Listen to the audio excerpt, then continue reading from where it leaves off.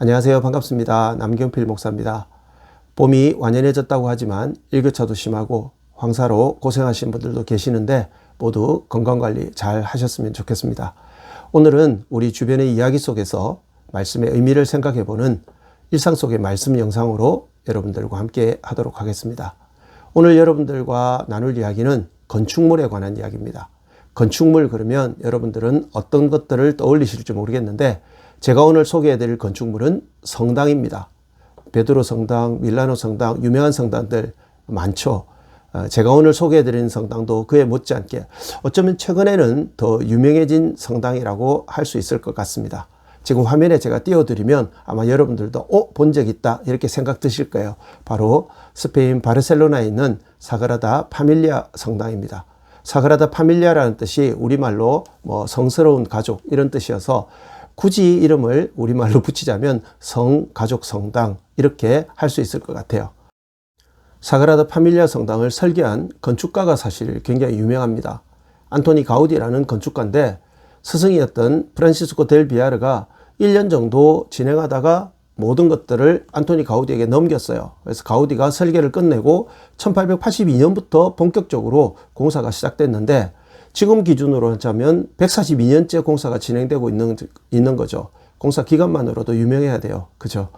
안토니 가우디는 사실은 공사를 끝내지 못하고 죽었습니다. 전체 건축물의 4분의 1 정도 되는 동쪽 면만 공사를 끝내놓고 가우디는 죽고 그 이후에 지금 다른 건축가들이 이 공사를 이어서 계속하고 있는 겁니다. 근데 이 공사가 드디어 끝난다는 뉴스가 얼마 전에 올라왔습니다. 가우디가 죽은 지 100년이 되는 2026년에 이 공사를 끝내겠다. 그래서 144년 만에 완공을 하겠다. 이렇게 발표가 났어요. 물론 내부 공사는 그래도 끝난 게 아닙니다. 그 이후에도 아마 한참 더 공사를 해야 될 걸로 그렇게 알려져 있습니다. 이 안토니 가우디라는 건축가는 자신이 지은 건축물에 종교적 색채를 이렇게 입히려고 굉장히 애를 썼던 건축가입니다. 물론 그의 건축물 자체가 굉장히 독특해요. 지금 제가 사진을 몇 장 보여드릴 텐데 굉장히 아름다운 곡선미 그리고 안에 구조물들을 보면 마치 수풀에 들어와 있는 것 같은 그런 자연미를 살린다든지 또 다양한 색감을 사용한다든지 이 사그라다 파밀리아 성당에도 스테인드 글라스를 이용한 굉장히 다양한 색채를 사용하고 있거든요.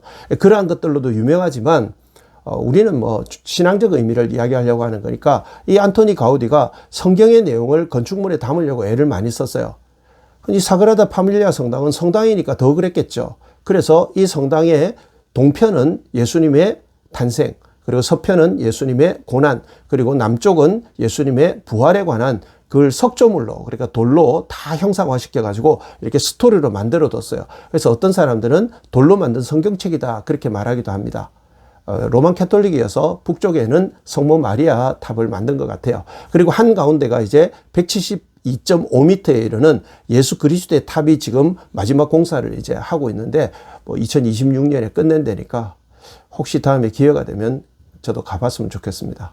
근데 이 뉴스를 들으면서 그리고 이 사그라다 파밀리아 성당을 제가 평소에 보면서 한 가지 늘 가졌던 생각이 있습니다. 그게 뭐냐면 바로 교회의 본질이 무엇인가? 본질적으로 교회란 무엇인가라는 질문이었습니다. 영상을 보시는 모든 분들이 동의하시겠지만 성경이 말하는 교회의 본질적 의미는 장소나 공간으로서 건물 개념이 아니라 하나님의 나라로서의 통치 개념이어야 한다고 저는 생각합니다.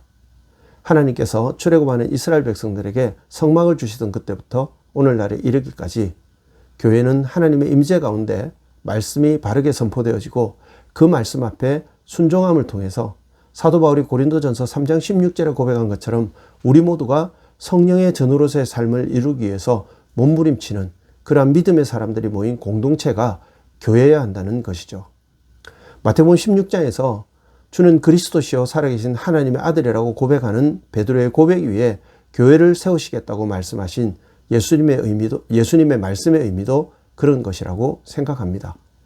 사도 바울은 그래서 에베소서 2장에서 우리 모두는 모퉁이 돌 대신 예수 안에서 성전으로 지어져 가고 있다고 표현을 하고 있고 4장에서는 그리스도를 머리로 하여 한 몸을 이루어가는 연결되어져 가는 공동체라고 말하고 있는 것입니다. 말씀드린 이런 의미로 보자면 사그라다 파밀리아 성당을 비롯해서 많은 건축물들이 과연 교회로서의 본질적 의미와 기능을 살려내고 있는가라는 질문을 한번 던져보게 되는 것입니다. 관광지로서만 가치가 있다 이런 말씀을 드리는 게 절대 아닙니다. 말씀드린 것처럼 안토니 가우디가 사그라다 파밀리아 성당에 그랬던 것처럼 수많은 성당들은 지금도 많은 로만 캐톨릭 성도들에게 감동을 주고 있습니다. 우리 개신교 성도들도 가면 감동받죠. 그런데 그 감동 외에 정말 본질적 기능으로서의 교회의 의미가 있느냐는 것이죠. 이렇게 말씀을 드리면 로만 캐톨릭에 있는 분들은 분명히 반발할 겁니다. 그리고 우리에게 그렇게 말할 수 있겠죠.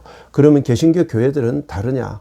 우리는 건물에 그래도 신앙적 의미라도 담아두었지만 개신교 교회들은 건물 의미 외에 무엇이 있느냐? 이렇게 물을 수 있을 것 같습니다. 그리고 이 질문에 안타깝게도 조금은 우리가 자유롭지 못하다는 생각을 갖는 것이죠.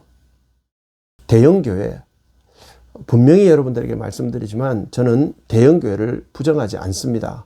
제가 말하는 대형교회는 교회가 얼마나 건축물로서 교회가 얼마나 크냐를 말하는 것이 아니고 성도가 얼마나 많으냐를 말하는 것입니다. 성도가 많은 교회는 필요한 요소가 있다고 저도 인정합니다. 부분적이지만 성도가 많은 교회가 있어야 될 필요가 분명히 존재합니다.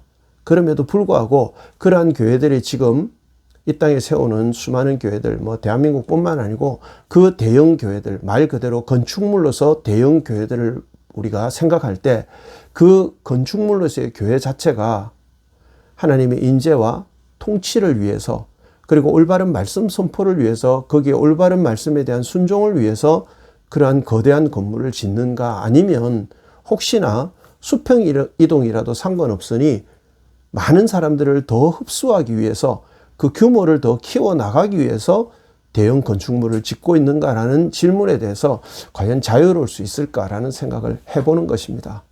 또 이렇게 말씀드리면 큰 교회 다니시는 분들을 제가 디스하는 것 같아서 조금 죄송스럽기도 하고 조심스럽기도 한데 한 번쯤은 고민해야 될 필요가 있습니다. 그러한 큰 건축물을 짓고 그리고 그것을 유지하기 위해서 들어가는 정말 그 엄청난 비용의 지극히 일부만 가지고도 지금 선교지에서 그리고 시골 교회에서 몇 명의 성도들을 놓고 눈물을 흘리며 기도하는 그 어려운 교회들을 얼마든지 건강하게 세워나갈 수 있다는 생각도 한 번쯤 해보는 것입니다. 제가 드리고 싶었던 말씀은 사실은 이 내용이 중요한 게 아닙니다. 저는 영상을 찍는 저부터서 그리고 이 영상을 보시는 여러분들이 우리 모두가 다 스스로에게 한 번쯤 질문을 던져 보았으면 하는 것입니다. 나는 과연 교회인가? 내 가정은, 내가 섬기는 교회는, 그리고 내가 이 세상 속에서 살아가고 있는 나의 삶의 영역 속에서 과연 하나님의 말씀이 선포되어지고 말씀 앞에 순종하는 나의 삶을 통해 하나님을 영광에 내고 있는 정말 그곳이 내가 발 디디고 서 있는 그곳이 교회가 될 수 있는가라는 본질적 질문을 우리 스스로에게 한번 던져보자는 것이죠.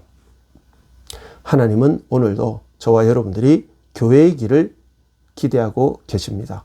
저와 여러분들이 소속된 교회가 규모가 얼마나 크냐 적으냐의 문제가 아니라 어떤 장소와 공간을 갖고 있냐의 문제가 아니라 그곳에서 하나님의 말씀이 바르게 선포되어지는 하나님의 통치가 이루어지느냐를 하나님은 지켜보고 계신다고 생각합니다. 다른 어떤 것들을 생각하기 전에 우리 자신들이 먼저 내가 교회인가 스스로에게 한 번쯤 질문해 보셨으면 좋겠습니다. 다음 영상으로 다시 인사드릴 때까지 모든 말씀 안에서 승리하시고 교회로서 삶을 살아내시는 여러분들 되시기를 주의 이름으로 축복합니다. 감사합니다.